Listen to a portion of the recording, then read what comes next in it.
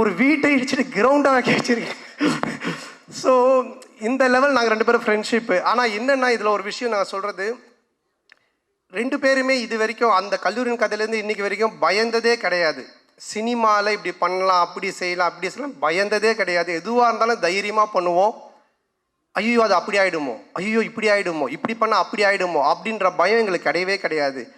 வாழ்கிற வரைக்கும் ஜாலியாக வாழ்வோம், நல்லபடியாக வாழ்வோம். என்ன வருதோ பார்ப்போம், ஃபேஸ் பண்ணுவோம், அப்படியே போயிட்டே இருப்போம் போயிட்டே இருப்போம் போயிட்டே இருப்போம் போயிட்டே இருப்போம்.